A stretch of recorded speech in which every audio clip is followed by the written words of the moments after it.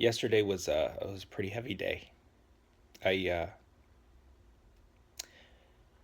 My buddy went to prison for 1 to 4 years, and property crimes, all related to meth.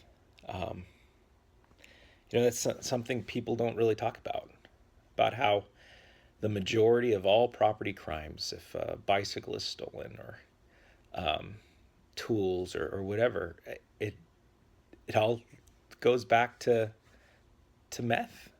Um, I've been practicing law for years now, and that seems to be a constant. If there's some kind of a property crime or a burglary or anything like that, it seems to lead back to meth. And it's tough because uh, I had to stand before this judge and try to convince the judge that my friend was worth giving a chance to.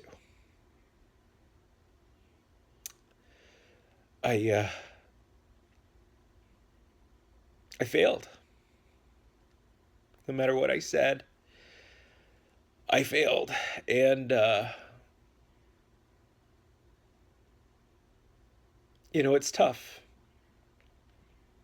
It's really tough to see my friend uh,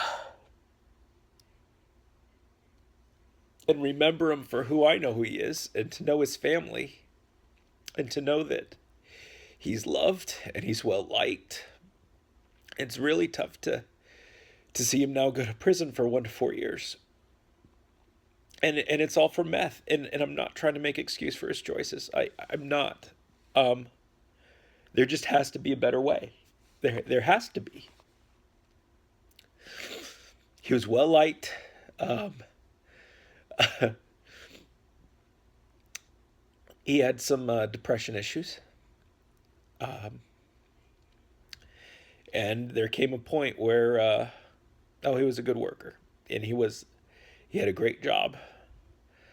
But there came a point where he went to substances to medicate for his depression issues, and he could cover it up really easy. He could cover it up real good. Um, but but about 10 years ago, he was introduced to what he affectionately calls the shit, and that's a perfect explanation for it. And he's a different person when he's on meth, just a completely different person. And it frustrates me too because people talk about drugs and talk about how to fix it and fix this problem we have in our society. And nobody's talking about how the root problem of drugs or any other substance abuse is self worth. And it's a mental issue. And I have to think, what good does sending him to prison do? I mean, this incarceration of people when we know what the issue is and we know what the problem is. And we have all these resources. What do we do? I don't have the answers. I mean, as an attorney, I can do my best and try to fight to get people help when they need help. Especially my friend's situation, to where he's successfully gotten off meth a number of times, and he's done well, and we've been so proud of him.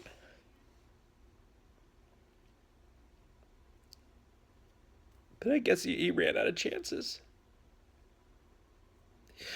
How do you convince a judge of the worth of one of your friends? It's much more personal, the drug addiction, when it really hits you, and it hits somebody that you know and someone that you love. There has to be a better way. There just has to. The reason I'm making this video is I wish people would Look to the root of the problem instead of hacking at the branches.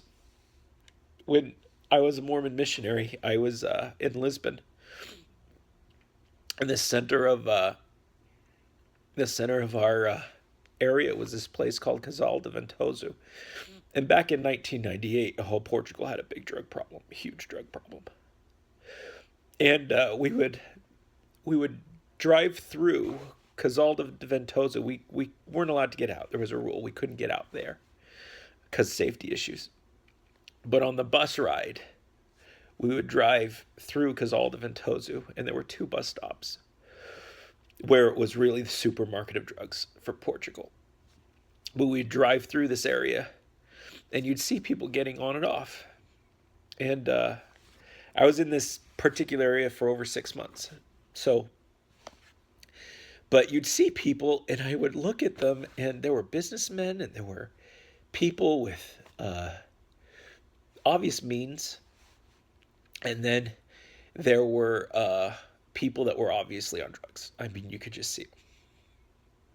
But the craziest thing happened driving through every day is you would slowly watch the people with means and the people dressed in suits. And there's this one kid in particular. He had all this sports gear on for Benfica, his favorite soccer team.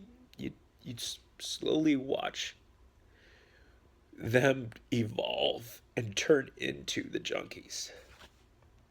You just slowly watch it, and you try to talk to them as a missionary. And that one kid that had the sports garb, I remember him turning into a guy with a t-shirt and sweatpants and sandals, and just turn into a full-blown junkie. Just the quintessential, stereotypical junkie. And I even remember one day he had this huge boil on his neck. And he needed help so bad. And I begged him. I just begged him. Let's go to the hospital. Let's do something. Come on. Don't do it. And I begged him. And he just kept telling me next time. I promise next time. He got off on the stop and I never saw him again. But how do we fix this? How do we fix it? What we're doing isn't working. It's not working. How do we deal with the mental health issue that is drugs? I don't have the answers. I just wish people would stop harping on this stuff that doesn't work. Mass incarceration doesn't work. The drug laws as they are, it doesn't work. We have to fix it. I mean, maybe we need special programs in prisons or special prisons for this exact issue. I don't know. It's not working. It's not working, people.